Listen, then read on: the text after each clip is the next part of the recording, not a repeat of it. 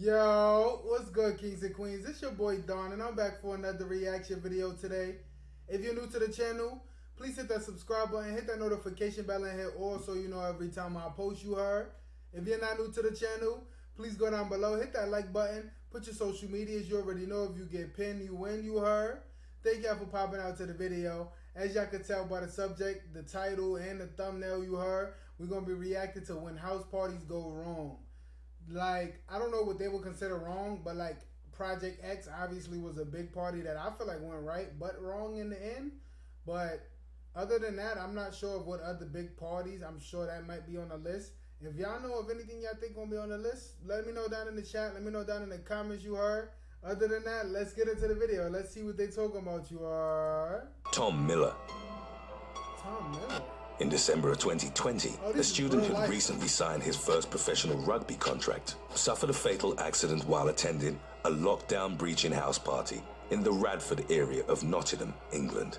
With pandemic restrictions limiting gatherings, panic overtook revelers when they were visited by community protection officers following up on a noise complaint. According to a Nottinghamshire police officer, the CPOs had just given them a warning and then left. Yet as word spread among partygoers that the authorities were at the scene, a ripple effect ensued, with them fleeing into bedrooms, the garden, and other places where they could avoid potential detection.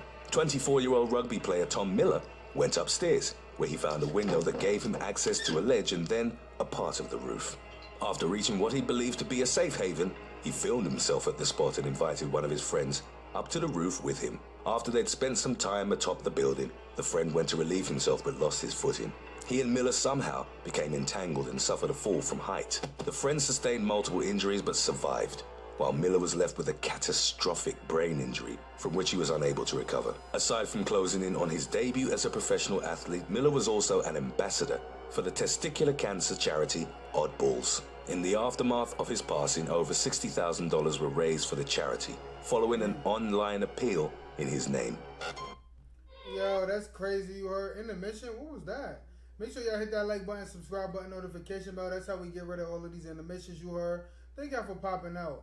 Thank y'all for showing love. Let me know if it's anything y'all want me to react to in specific.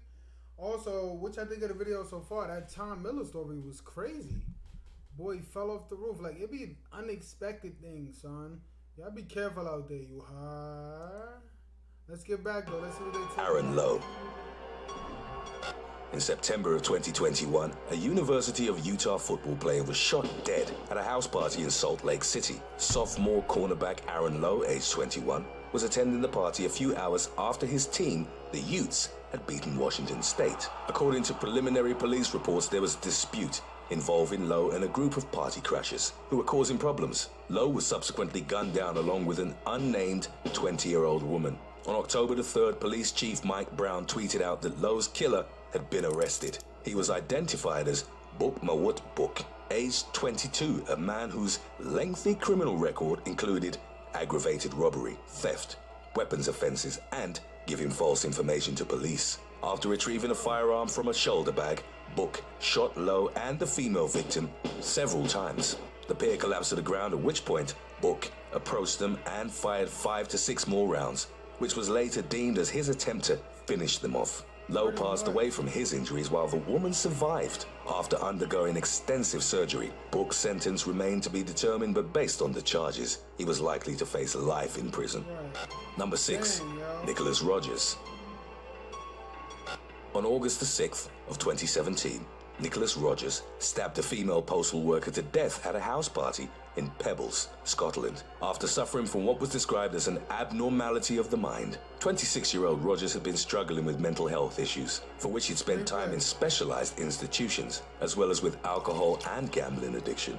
His then-girlfriend, 18-year-old Katrina Kelly, had been concerned about him in the days leading up to the fatal stabbing. They'd watched the movie Split together, about a man with multiple personalities, the most menacing of which was a serial killer named The Beast. In the days that followed, Rogers asked that he only be referred to as The Beast, and had sent Kelly a text message asking if she wanted to be sacrificed. The party was reportedly held in Cuddyside, at the home of postal worker Alex Stewart, aged 22, whom Rogers stabbed in a fit of rage, inflicting extensive facial injuries. She was taken to Edinburgh Royal Infirmary, where she passed away a few hours later. Rogers was arrested and admitted killing her, but denied intended murder, claiming he wasn't in the right state of mind. He was sentenced to life imprisonment with a minimum of 16 years served. Number 5. Demetrius Cox.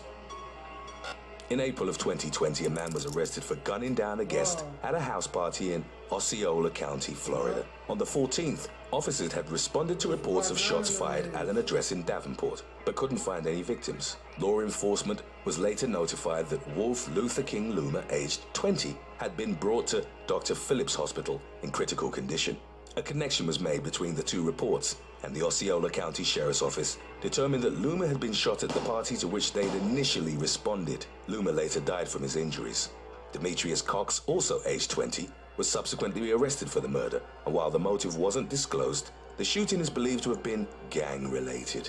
Osceola County Sheriff Ross Gibson warned that gang members were renting houses and hosting parties with numerous guests with the express intention of spreading COVID-19 among them, in an arguably misguided attempt at generating herd immunity.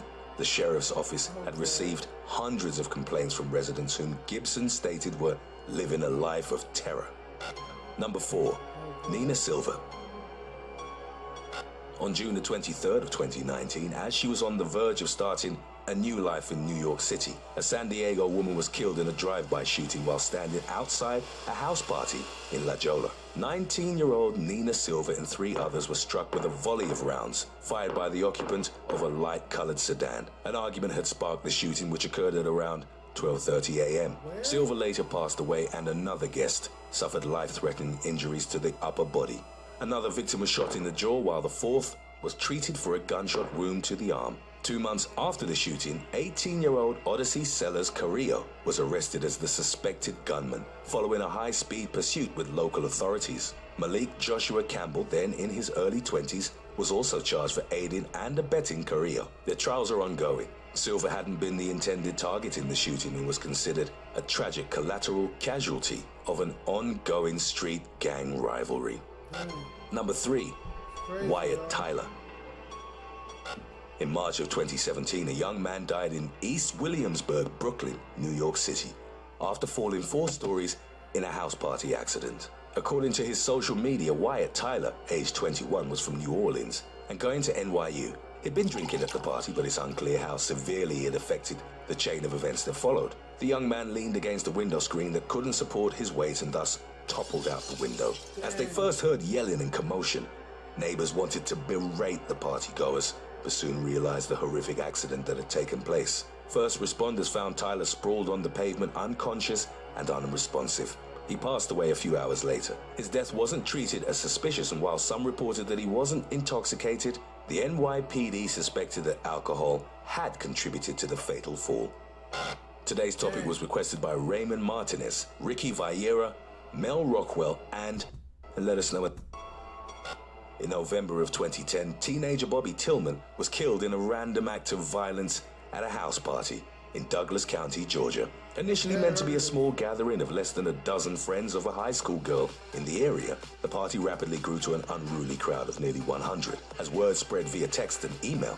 At some point, a brawl erupted in which a female partygoer struck 19-year-old Emmanuel Boykins, who, in turn, refrained from hitting her back but vowed to beat up the next male who walked by, regardless of who he was. 18-year-old Tillman, who multiple sources stated hadn't been involved in the conflict in any sort of way, was savagely attacked as he approached Boykins and his companions. 4 teenagers punched, kicked, and stomped on him repeatedly while dozens of bystanders watched but didn't intervene. Paramedics arrived at the scene and attempted CPR, but unfortunately couldn't revive Tillman. Speaking to the media about the senseless attack, Major Tommy Wheeler of the Douglas County Sheriff's Department stated, "They just decided he's the one, and they killed him." Aside from Boykins, the other suspects were identified as 18-year-olds Quantez Mallory and Horace Coleman, along with Trayson Franklin, aged 19. There was a considerable degree of community outrage in the aftermath, sparked by the random and horrific nature of Tillman's killing. Boykins pleaded guilty under an agreement that enabled him to be granted parole after 30 years served in prison, while the other attackers were all sentenced to life without the possibility of parole. Number 1. Fatal stoning in Fort Worth.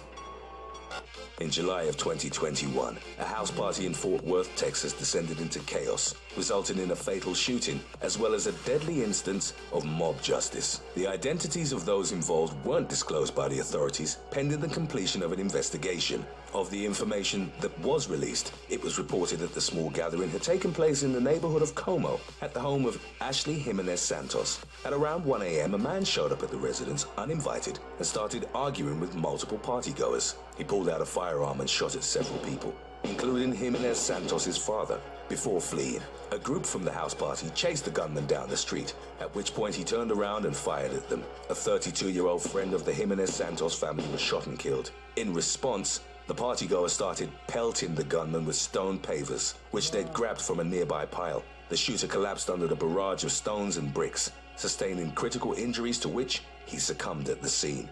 In a subsequent media interview, Jimenez Santos expressed frustration that she'd been put on hold during her 911 call, a consequence of Fort Worth emergency call centers being severely understaffed. No charges have yet been leveled against her and others in the group that fatally pelted the gunman, but mob justice and vigilantism is punishable under the state's law.